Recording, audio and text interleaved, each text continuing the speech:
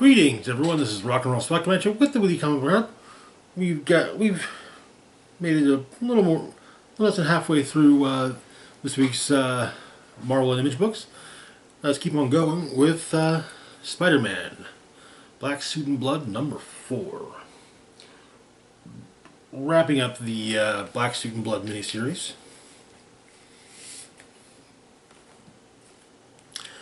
So we get once again three tales. First one is Past Lives by G. Willow Wilson, written by G. Willow Wilson, drawn by Valentina Pinti and Luis Wences, colored by Luis Wences.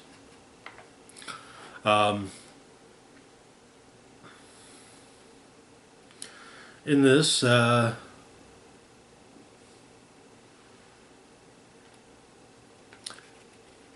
Spider-Man has learned of various heroes have learned of a potential a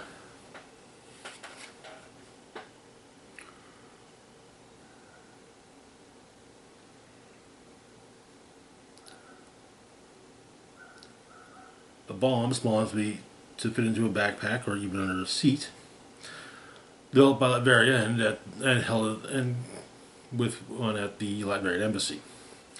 So, law enforcement can't do anything, but, well, someone that's not official, any kind of sanctioned agent of law enforcement, such as a vigilante superhero, can. Which means he's got to do a heist, so he wears the black suit. And, of course, he has assistants, Black Cat. But they break into the embassy. Black Cat and Spidey find the briefcase. And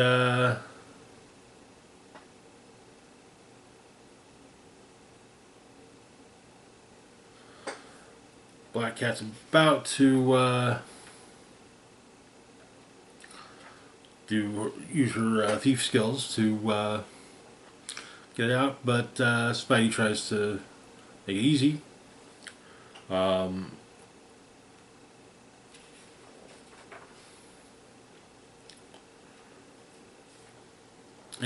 they manage to evade at least evade security and escape with the briefcase. And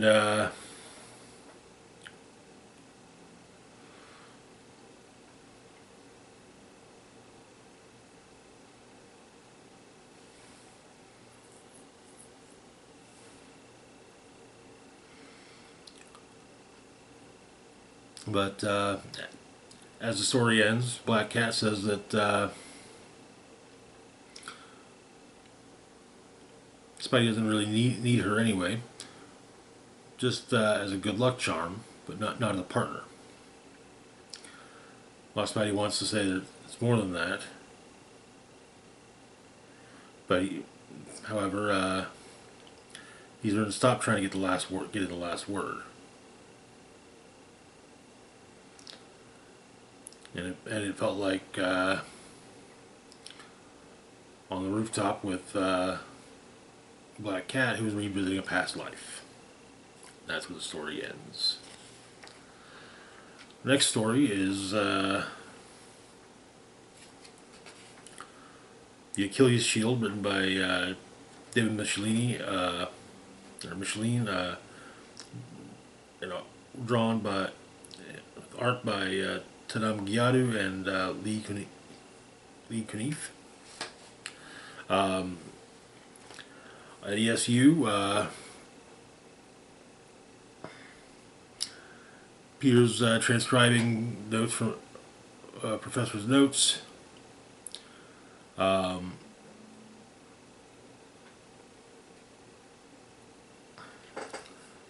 but discovers that there's someone on the other professor's labs. Figures it's probably another TA, so maybe they can figure out what's maybe they could commiserate. But instead, it's Professor Henley in his lab with some kind of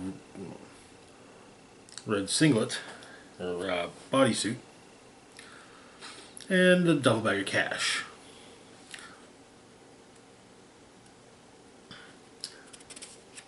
As Spidey, he jumps in. Apparently, Henley created something called basically the Achilles shield.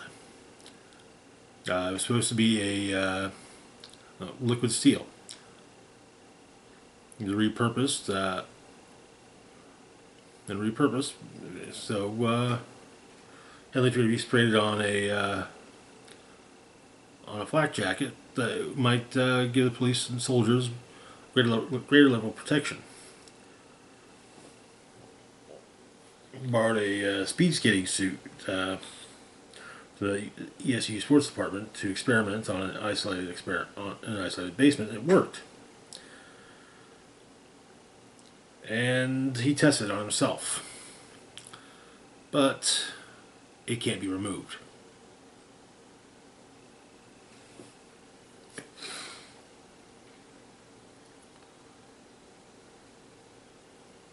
And the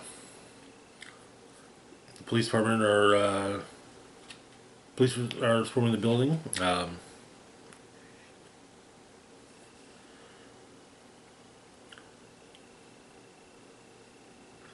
They fire at Henley, but not realizing that their bullets are bouncing off of him, or that their bullets will bounce off him.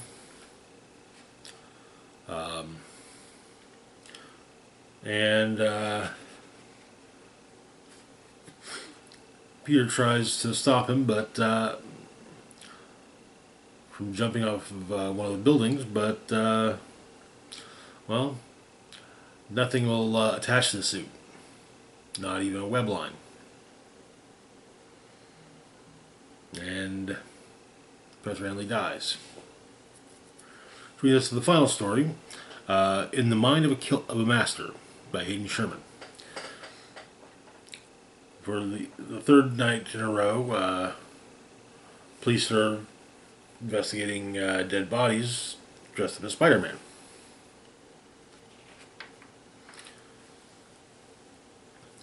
Peter gets a few pictures, as well as a picture of the man's face.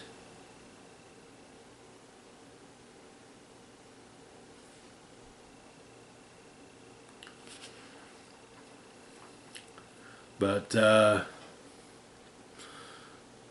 he finds that the victims were all members of the Crime Master's gang.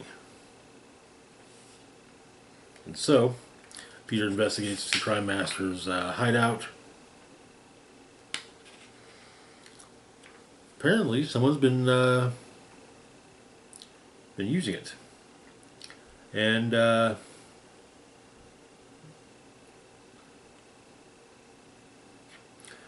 Spidey gets knocked out, and the culprit reveals himself.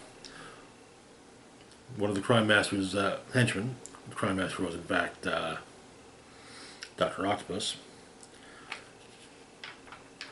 And he basically, this is the Crime Master scheme is supposed to be the big moment in his life, and now, been taken away. But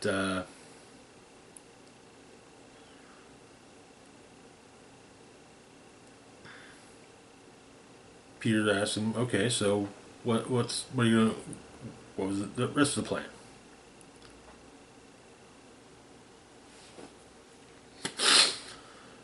And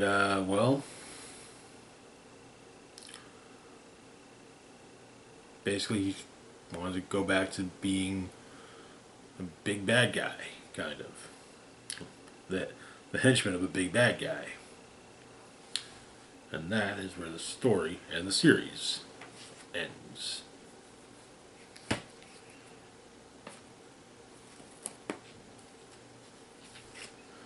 Good issue.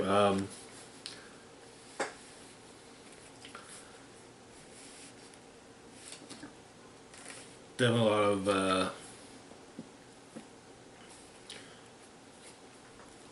a lot of evocative imagery in it. Anyways, moving on though to our next book, we've got Spider Society #4. Where we left off, the Spider Society was pretty well beaten, and the mastermind behind the Sinister Squadron was revealed to be none other than Aunt May from an alternate Earth.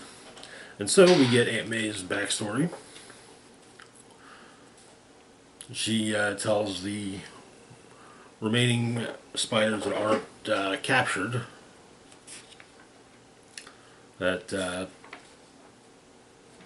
well,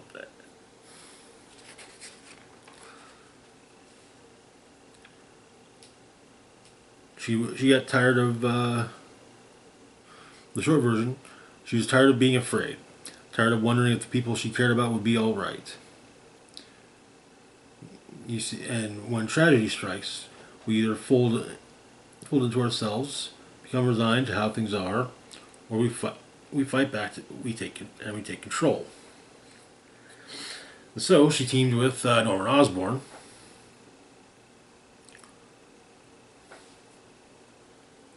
basically becoming a new an evil Madam Web, which some of the spiders refer to as Batum Web. And apparently she created all the various members of the Sinister Squadron, including Gwen Goblin. But as her device is siphoning off energy from the Web of Life and Destiny, as it continues, it turns out that it's destroying the multiverse. Not just the Web of Life and Destiny, but the entirety of the multiverse. Lila informs Aranya, and Aranya from its plan.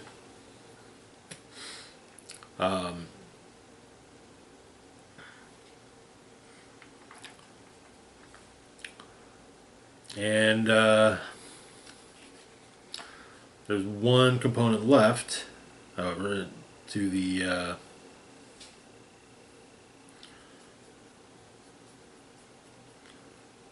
device, or to taking out the device. Needs a conduit. Needs a person as a conduit. And so Aranya makes a sacrifice. However, it's also the device is also bum rushed by Gwen Goblin attacking Batum Web, seemingly destroying the device, and it's also potentially what manages to keep Aranya from dying. And the series ends with Aranya asking Madam Web, "What's next?"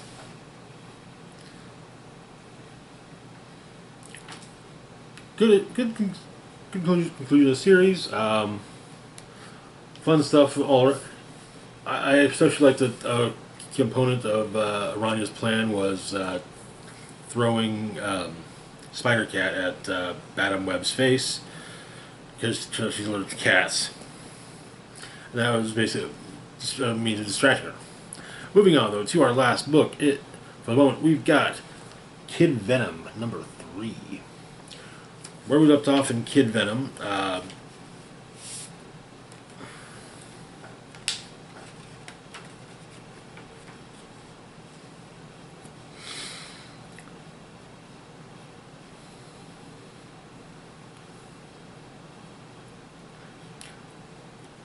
Sakata, Kentucky was tasked with taking an unknown cloth mask and a small child Sami,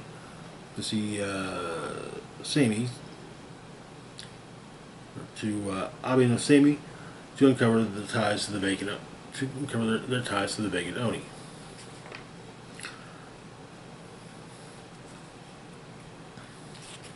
And the issue begins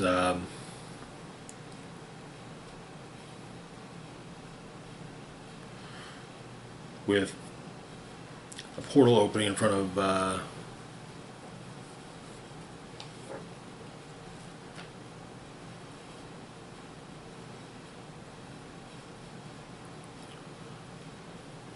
Sakata. As he goes through the portal, he's basically it seems that the portal was created based by a variant of Doctor Strange native to this Earth. And Kata has his astral form separated from his physical body, and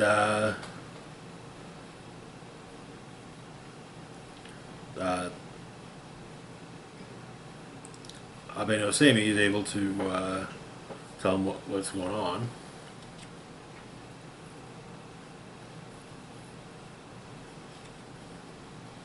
Well, it's not Sakata. Well, explaining that the cloth mask and the child are from a different dimension.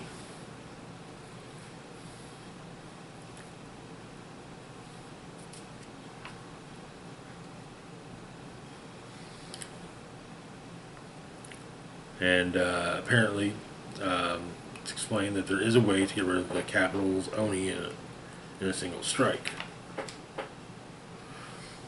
There are 5 shrines in Heinkyo. They form a giant barrier to protect the capital. But the Oni outside the barrier are still on the loose. And those shrines need to be repaired. And apparently they have 3 hours before all the Oni get out.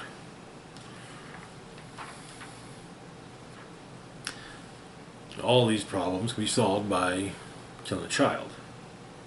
And it was like, wait, what?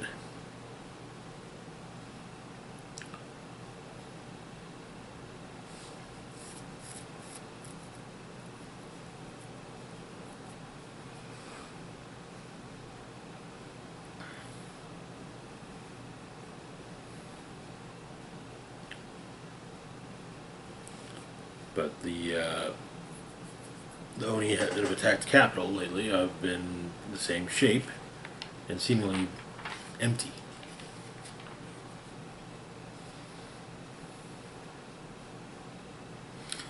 But perhaps if they sever the connection, they're going to have to kill the baby.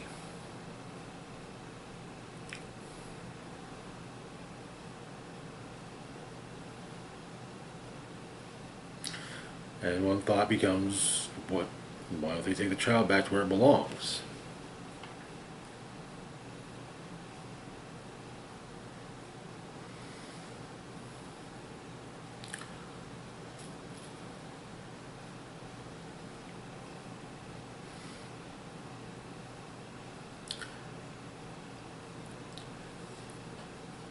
They discover that the child's first memories was in someone's arms. There was Shutendoji nearby. They said to the man, "Well done, the experiment went well, Domon." And apparently, Ashaya Domon, the monk, was involved. And so if Ashaya Domon can take the child to some dimension, well, surely Abe no Same can as well.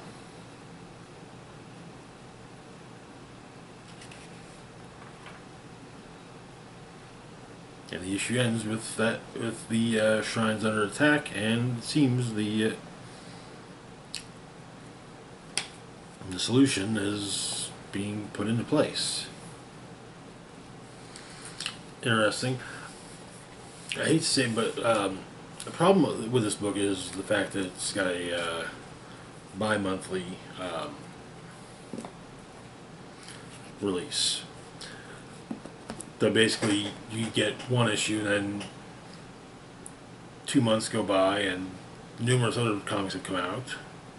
And, well, for me at least, it's hard to remember. Well, yeah. But the overall issue is good.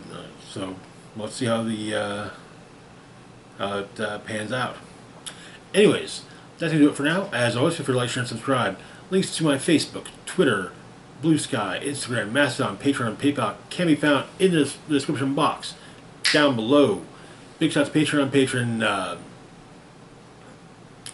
Red Man's Penis. Thank you so much for your support. It is greatly appreciated.